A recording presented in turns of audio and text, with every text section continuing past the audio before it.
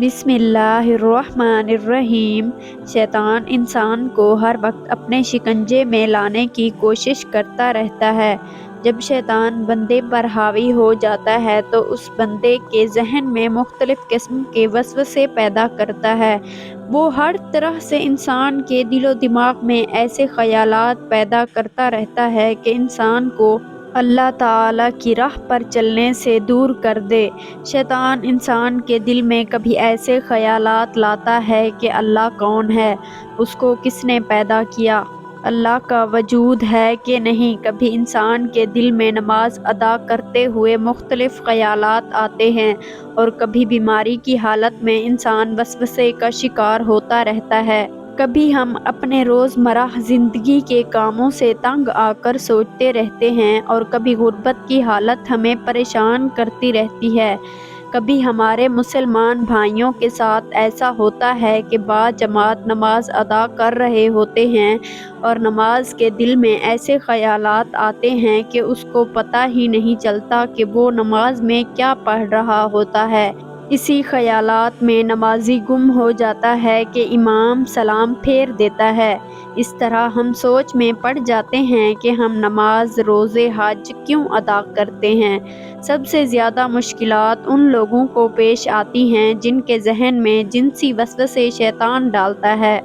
جب شیطان کسی عورت کو آپ کے لیے انتہائی حسین کر کے آپ کو دل و دماغ پر حاوی کر دیتا ہے تو پھر انسان پوری طرح سے شیطان کے شکنجے میں چلا جاتا ہے۔ جنسی خواہشات پھر تمام برائیوں کی جڑ بن جاتی ہیں۔ انسانی ذہن گندے خیالات کا مرکز بن کر رہ جاتا ہے۔ آخر یہ سارے سوالات ہم کو کیوں آتے ہیں؟ ان خیالات کے بارے میں اسلام میں کیا حکم ہے؟ اگر یہ خیالات ہم پر حاوی ہو جائیں تو ان کا حل کس طرح سے کیا جائے؟ پہلے ہم احادیث مبارکہ سے ان خیالات کے بارے میں جاننے کی کوشش کرتے ہیں، اور آخر میں آپ کو یہ واقعہ سنائیں گے کہ جب ایک شخص نے آ کر حضرت علی شیر خدا کو بتایا کہ میرا ذہن گندے خیالات کا مرکز بن چکا ہے۔ ناظرین گرامی، حضرت ابو ہریرہ رضی اللہ عنہ سے روایت ہے کہ صحابہ کرام رضی اللہ عنہ میں سے کچھ لوگ نبی کریم صلی اللہ علیہ وآلہ وسلم کی خدمت میں حاضر ہو کر عرض کرنے لگے کہ ہم اپنے دلوں میں کچھ خیالات ایسے پاتے ہیں کہ ہم میں سے کوئی ان کو بیان نہیں کر سکتا۔ آپ صلی اللہ علیہ وآلہ وسلم نے فرمایا کہ کیا واقعی تم اس طرح پاتے ہو، یعنی گناہ سمجھتے ہو؟ صحابہ کرام نے عرض کیا، جی ہاں۔ آپ نے فرمایا، یہ تو واضح ایمان ہے۔ محدثین اس حدیث کی وضاحت کچھ اس طرح کرتے ہیں کہ صحابہ کے اس جملے میں ہم اپنے دلوں میں کچھ خیالات ایسے پاتے ہیں کہ ہم میں سے کوئی ان کو بیان نہیں کر سکتا کا مطلب یہ ہے کہ ہم اپنے دلوں میں بری چیزیں پاتے ہیں، مثلا اللہ کو کس نے پیدا کیا اور وہ کیسا ہے اور کس چیز سے ہے، اور اس طرح کی اور چیزیں جن کا بیان کرنا بھی مشکل ہے کہ یہ کبھی باتیں ہیں، اور ان میں سے کوئی چیز بھی ایسی نہیں ہے کہ ہم ان پر اعتقاد رکھیں، بلکہ ہم جانتے ہیں کہ اللہ قدیم ہے، ازل سے ہے، ہر چیز کا خالق ہے، مخلوق نہیں ہے۔ تو ایسے خیالات جو ہمارے دل میں آتے ہیں ان کا کیا حکم ہے؟ تو آپ صلی اللہ علیہ وآلہ وسلم نے یہ جواب دیا کہ یہ تو صریح ایمان ہے، اس لیے تم اس وسوسوں کو دل میں پانے کے بعد چھڑک دیا کرو، اور اس کو برا سمجھتے ہو تو یہ تمہارے ایمان کی علامت ہے، اور ان کا علاج یہ ہے کہ ان کی طرف بالکل دھیان نہ دیا جائے۔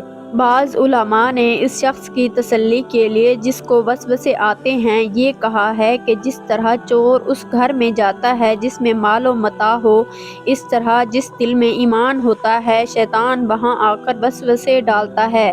برے وسوسوں کا آنا شیطان کا کام ہے۔ شیطان شروع سے ہی انسان کو اللہ تعالیٰ سے دور کرنے میں لگا ہوا ہے، اور قیامت تک شیطان انسانوں کے دلوں میں وسوسے پیدا کرتا رہے گا۔ اس کی کوشش یہی ہوگی کہ انسان اللہ تعالیٰ کے راستے سے ہٹ جائے اور میرا ساتھی بن کر گمراہ ہو جائے۔ حدیث نبوی ہے کہ خدا کا شکر ہے کہ اللہ تعالیٰ نے شیطان کے جال کو وسوسے تک ہی محدود کر دیا۔ حدیث پاک میں ہے کہ نبی اکرم نے فرمایا کہ اللہ تعالیٰ نے میری امت کے لوگوں کے دلوں میں وسوسے پیدا ہونے کو درگزر فرما دیا ہے اور انسان کو نیک کام کرنے کی توفیق دی ہے۔ مومن کے دل میں وسوسوں کے پیدا ہونے سے مومن کو گناہ نہیں ہوگا، بلکہ مومن جو نیک کام کر رہا ہوگا اللہ تعالیٰ مومن کو نیک کام کے بدلے نیکیاں عطا کرے گا۔ اور جو لوگ ہر وقت خیالات میں گم ہوتے ہیں، ایسے لوگ دوسرے کاموں میں سستی روی اختیار کرتے ہیں۔ وہ ہر وقت وسوسوں میں ہی رہتے ہیں اور سوتے اٹھتے لیٹتے گھر سے باہر جاتے گھر میں داخل ہوتے شریعت کے خلاف وسوسوں میں رہتے ہیں۔ اس طرح شیطان ایسے انسان کو کبھی بھی برے خیالات سے آزاد نہیں ہونے دیتا۔ وہ ہر وقت انسان کو شریعت کے خلاف بھڑکاتا رہتا ہے کہ انسان زیادہ سے زیادہ سوچے اور ہر وقت دماغی تھکاوٹ کا شکار رہے اور اس کو اللہ تعالیٰ کی طرف سے رجوع کرنے کی فرصت ہی نہ ملے۔ حضرت ابو ہریرہ سے مروی ہے کہ رسول صلی اللہ علیہ وآلہ وسلم نے فرمایا کہ ہر انسان کے پاس شیطان حاضر ہوتا ہے اور اس کو ان خیالات میں مبتلا کر دیتا ہے کہ آسمان کو پیدا کرنے والا کون ہے؟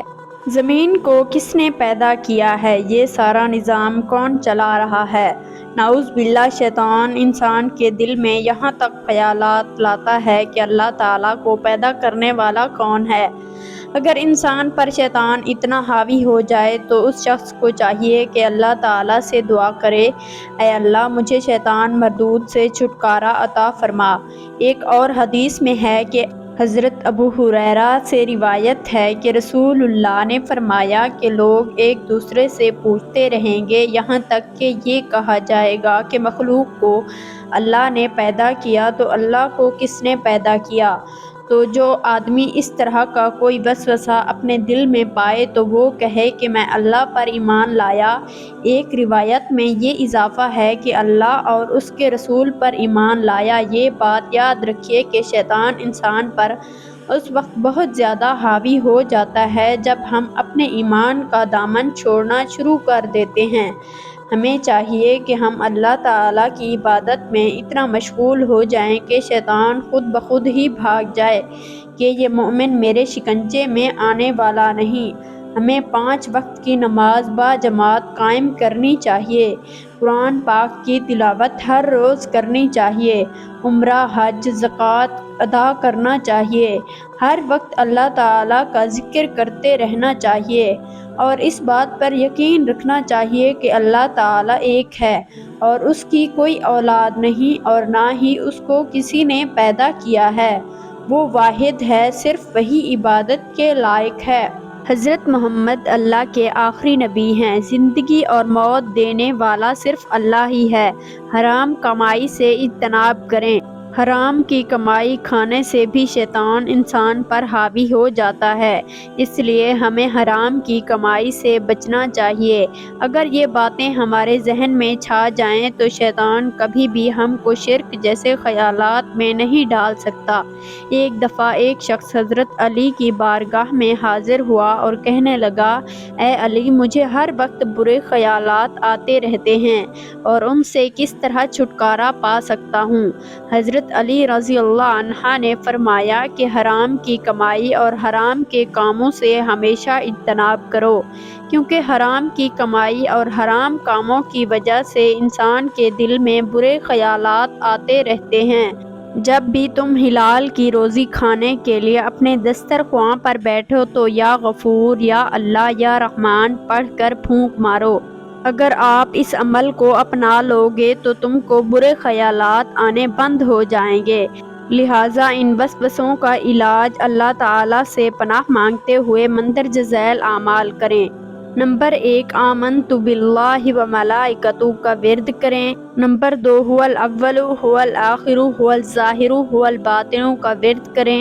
یہ ورد کرنے سے آپ ہر طرح کے شیطانی وسوسوں سے محفوظ رہیں گے۔ اللہ تعالیٰ تمام مسلمانوں کو شیطان کے شر سے محفوظ رکھے، آمین۔